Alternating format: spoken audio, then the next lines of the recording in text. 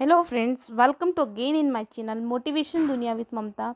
चलिए मैं फिर हाजिर हूँ आपके साथ एक नई अपडेट के साथ। आज मैं आप लोगों को बताने जा रही हूँ कि 15 अक्टूबर से जो केंद्र सरकार है उन्होंने राज्यों के ऊपर स्कूल खोलने का जो डिसीज़न है उनके ऊपर डाल दिया है कि अगर आप स्कूल खोलना चाहते हैं तो आप अपनी मर्ज़ी से स्कूल खोल सकते हैं, लेकिन स्कूल जो है वो 15 अक्टूबर के बाद ही खुलेंगे।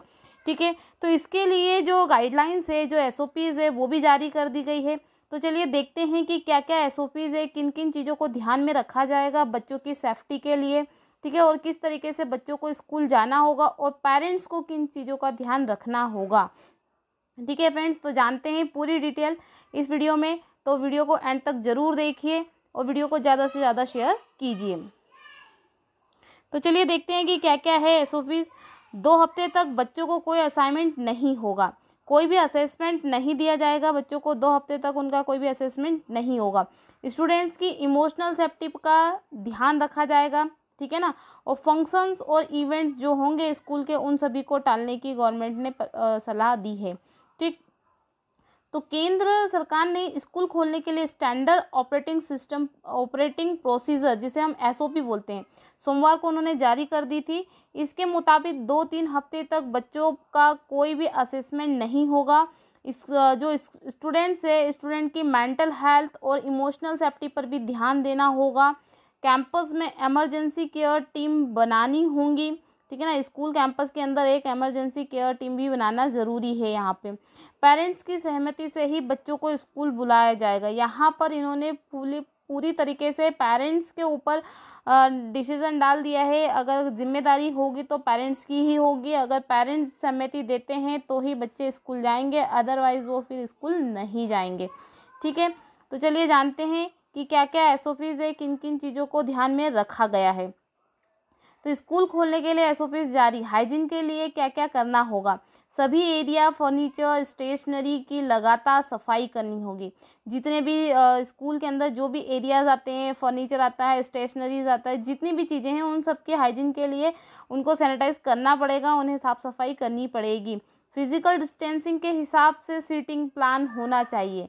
ठीक है ना, इन्होंने बोला है कि फिजिकल डिस्टेंसिंग के अकॉर्डिंग ही जो बच्चों का सीटिंग अरेंजमेंट है वो होना चाहिए। स्कूल के अंदर इमरजेंसी केयर सपोर्ट टीम और हाइजीन इंफेक्शन टीम होना ज़रूरी है। बच्चे, पेरेंट्स और टीचर के हेल्थ स्टेटस के बारे में रेगुलर अपडेट रहे। ठीक है ना, बच्चों की, पेरेंट्स की और टीचर की हेल्थ स्टेटस की अपडेट उन्हें लेना ज़रूरी है स्कूल वालों को। स्कूल क्या नहीं कर सकता है। स्कूल जो जो नहीं कर सकता है वो है, पहला कि फंक्शंस नहीं कर सकते, कोई इवेंट्स नहीं कर सकते स्कूल में। बिना मार्क्स के बच्चों और किसी भी स्टाफ को एंट्री अलाउ नहीं रहेगी। एक ही वक्त पर बच्चों और टीचर्स की एंट्री एग्जिट नहीं होगी। ठीक है ना, जो बच्चे हैं और जो टीचर है वो एक ही टाइम पे ना एंट्री लेंगे ना एग्जिट लेंगे। सभी को जो टाइम है वो प्रोवाइड किया जाएगा। अलग अलग टाइम पे बच्चों की एंट्री भी होगी और टीचर्स की भी एंट्री और एग्जिट दोनों अलग अलग टाइम पे होगी। पेरेंट्स की लिखित मंजूरी के बिना कैंपस में बच्चे नहीं आएंगे। ठीक है ना, अगर पेरेंट्स लिखित में मंजूरी नहीं दिए तो बच्चों को वो स्कूल में नहीं बिठा सकते हैं। स्कूलों को क्या क्या सुविधाएं देनी होगी, स्कूल क्या क्या सुविधाएं देंगे। अगर बच्चा घर से पढ़ाई करना चाहे तो स्कूल को इसको परमिशन देना पड़ेगा कि वो बच्चे घर से ऑनलाइन स्टडी करें। एकेडमिक कैलेंडर में बदलाव किया जाए। स्कूल के जितने भी एकेडमिक कैलेंडर हैं उसमें बदलाव किया जाना चाहिए। फ्लेक्सिबल अटेंडेंस और सिक लीव पॉलिसी स्कूल वालों को अपनानी पड़ेगी। ठीक है ना, अगर कोई बीमार है तो उनकी सिक लीव पॉलिसी उनको लेना पड़ेगा। स्कूल में या पास में हेल्थ केयर अटेंडेंट और नर्स या डॉक्टर होना चाहिए। स्कूल में या स्कूल के कहीं पास में हेल्थ केयर अटेंडेंट या नर्स या डॉक्टर होना चाहिए, तो ही वो स्कूल ओपन कर सकते हैं। ठीक है, तो चलिए जानते हैं डिटेल में इन सभी चीज़ों को कि किस तरीके से ये सारी चीज़ें स्कूल जो हैं वो रेगुलेट करेंगी। तो एसओपीज़ 2 हिस्से में है। पहला हिस्सा स्कूल खोलने के दौरान बच्चों की हेल्थ सेफ्टी के बारे में है, एसओपीज़ कहती है। पहली जो एसओपीज़ है वो स्कूल खोलने के टाइम की है, मतलब स्कूल खोलने के पहले स्कूल को क्या क्या तैयारियां करनी पड़ेगी उस चीज़ के बारे में बताना है। ठीक है ना, तो स्कूल कैंपस के सभी area, furniture, equipment, stationery, storage places, water tank, kitchen, canteen, washroom, laboratory, lab, library, इन सब चीज़ों की उन्हें पूरी तरीके से सफाई करनी पड़ेंगी और डिसइंफेक्शन का इनको ध्यान रखना पड़ेगा। ठीक है। स्कूलों को इमरजेंसी केयर सपोर्ट टीम या रिस्पांस टीम या general support team, commodity support team, hygiene infection team बनानी होंगी, जिसके तहत जिम्मेदारियां सभी को बांटी जाएगी। राज्यों की तरफ से जारी गाइडलाइन के आधार पर स्कूल अपनी एसओपीज बनाएं ताकि बच्चों के मामले में सोशल डिस्टेंसिंग और हेल्थ सेफ्टी फॉलो हो सके। राज्यों के तरफ से जो गाइडलाइन जारी किया गया है उसमें भी स्कूल अपनी तरफ से नए एसओपीज बनाएं ताकि बच्चों के लिए सेफ्टी और सोशल डिस्टेंसिंग का वहाँ पे ध्यान रखा जा सके। इस बारे में नोटिस, पोस्टर, मैसेज लगाए जाएं और पेरेंट्स को भी प्रमुखता से कम्युनिकेट किया जाए।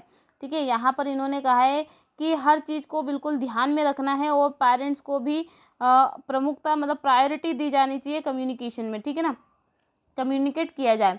सीटिंग प्लान बनाते वक्त सोशल और फिजिकल डिस्टेंसिंग का ध्यान रखा जाए। मतलब बच्चे अगर सीटिंग प्लान कर रहे हैं तो उनके सोशल डिस्टेंसिंग का उन्हें ध्यान रखना पड़ेगा स्कूल वालों को। फंक्शन और इवेंट्स को टाला जाए कि सभी की एक ही वक्त पर एंट्री एग्जिट ना हो।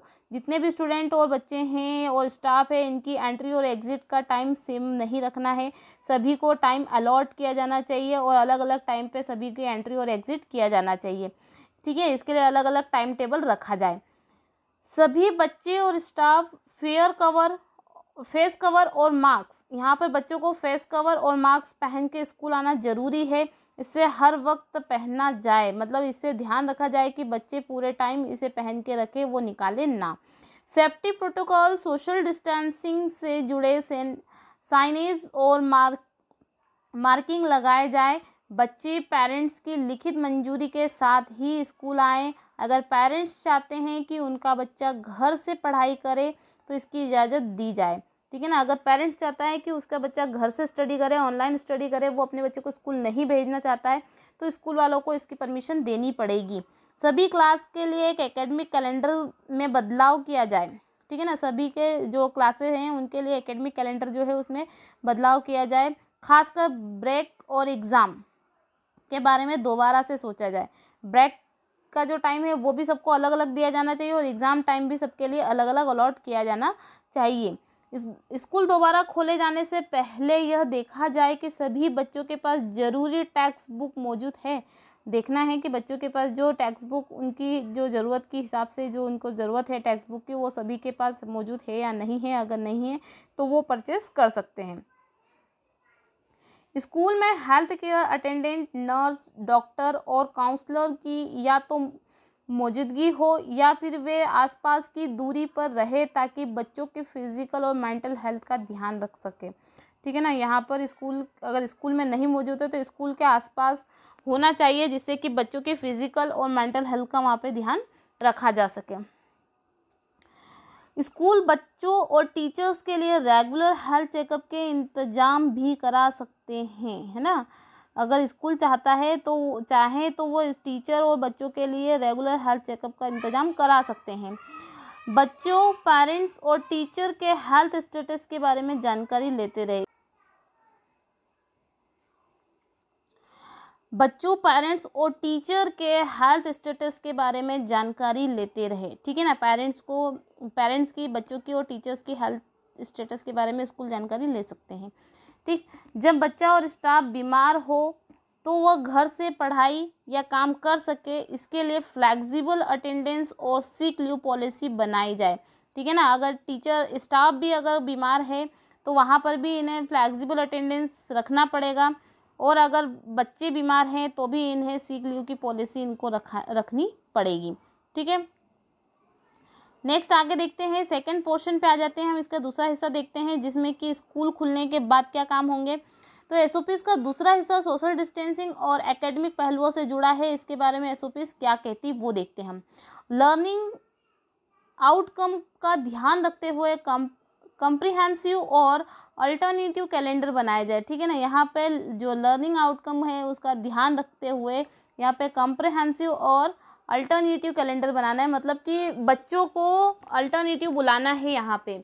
अगर बच्चे ज़्यादा हैं तो 3 शिफ्ट में स्कूल चलना चाहिए। जैसे कि फर्स्ट डे जो मतलब बच्चे हैं वो आएंगे, सेकेंड डे उनकी छुट्टी रहेगी, फिर थर्ड डे बच्चे आएंगे, तो जो सेकेंड डे जिनकी छुट्टी थी वो फिर वो नेक्स्ट फोर्थ डे स्कूल आएंगे। तो इस तरीके से अल्टरनेटिव स्कूल बच्चों को बुलाने की इनको पॉलिसी या कैलेंडर बनाना चाहिए। नए हालत को देखते हुए एकेडमिक कैलेंडर पर दोबारा काम किया जा सकता है। ठीक है, स्कूल खोलने के बाद बच्चे इकट्ठे ना रहे, इस पर स्कूल को ध्यान देना होगा। टीचर्स को बच्चों के साथ उनके करिकुलम के रोड मैप और मोड ऑफ लर्निंग पर बात करनी चाहिए। इसमें face to face instruction, individual assignments, group based project और ग्रुप प्रेजेंटेशन का जिक्र शामिल रहे। ठीक है ना। तो यहाँ पे करिकुलम जो रोड मैप है और जो मोड ऑफ लर्निंग है इस पे बात करनी चाहिए। इसमें बच्चों को अलग अलग असाइनमेंट दिया जाना चाहिए, प्रोजेक्ट दिया जाना चाहिए, है ना, ग्रुप बेस्ड प्रोजेक्ट दिया जाना चाहिए ताकि बच्चों में अच्छे से इम्प्रूवमेंट्स हो सके। स्कूल बेस्ड असाइनमेंट्स किन तारीखों पर होंगे, इस बारे में भी वे बच्चों से बात कर सकते हैं। ये जो असाइनमेंट है अगर मतलब जो टीचर है वो चाहे तो इस पे बात कर सकते हैं, स्टूडेंट से बात कर सकते हैं। Workbook, worksheet, technology based resources के इस्तेमाल जैसे पढ़ाई के अलग अलग तरीक़ों पर ध्यान दिया जाए ताकि सोशल डिस्टेंसिंग हो सके। स्कूल ये ध्यान दे कि लॉकडाउन के दौरान घर बैठे पढ़ाई करने वाले बच्चे आसानी से फॉर्मल स्कूलिंग पर लौटे। इसके स्कूल अपने कैलेंडर और एनुअल करिकुलम प्लान पर दोबारा विचार करे। इसके स्कूल रेमेडियल क्लासेस शुरू कर सकते हैं या बैक टू स्कूल कैंप चला सकते हैं। ठीक है, टीचर्स, स्कूल काउंसलर्स और स्कूल हेल्थ वर्कर्स एकजुट होकर स्टूडेंट्स की इमोशनल सेफ्टी का भी ध्यान दिया जाए। यहाँ पे इन्होंने एक मेन बात कही है कि जो स्टूडेंट्स हैं इनकी इमोशनल सेफ्टी का भी इन्हें ध्यान देना रहेगा। ठीक है ना। तो ये थे कुछ गाइडलाइंस SOPs स्कूल के लिए और स्टूडेंट्स के लिए। ठीक है, तो केंद्रीय शिक्षा मंत्री जो है हमारे रमेश पोखरियाल निशंक ने बताया है कि गृह मंत्रालय ने राज्यों को यह छूट दी है कि वे अपने हालातों को देखते हुए और पेरेंट्स की सहमति से स्कूल खोल सकते हैं। किसी बच्चे को ज़बरदस्ती स्कूल नहीं बुलाया जा सकता है। ठीक है फ्रेंड्स, तो ये सारे SOPs। तो ठीक है फ्रेंड्स, इन SOPs को स्कूल को भी ध्यान रखना पड़ेगा, स्टूडेंट्स को भी ध्यान रखना पड़ेगा, पेरेंट्स को भी ध्यान रखना पड़ेगा। तो ये थी सारी SOPs जिनके बारे में मैंने अभी आप लोगों को पूरी डिटेल में बता चुकी हूँ। और अगर इससे रिलेटेड आपको कोई भी डाउट हो तो आप मुझे कमेंट सेक्शन में जाकर मैसेज कर सकते हैं, कमेंट कर सकते हैं। और वीडियो को ज़्यादा से ज़्यादा शेयर कीजिए। और अगर आपको मेरा वीडियो पसंद आया है तो इसे लाइक कीजिए, नहीं आया है तो अनलाइक कीजिए। अगर आप मेरे चैनल पे नए हैं तो चैनल को सब्सक्राइब करना ना भूलें और बेल आइकन को प्रेस कीजिए ताकि नए वीडियोस की नोटिफिकेशन आपको मिलती रहे। इस तरीके की वीडियोस मैं लेके आती रहती हूँ, तो इससे रिलेटेड अगर कुछ भी अपडेट आती है तो मैं आप लोगों को ज़रूर बताऊँगी। ठीक है फ्रेंड्स, तो वीडियो को ज़्यादा से ज़्यादा शेयर कीजिए और चैनल को सब्सक्राइब करना ना भूलें। मिलते हैं नेक्स्ट वीडियो में, तब तक के लिए stay home, stay safe, take care.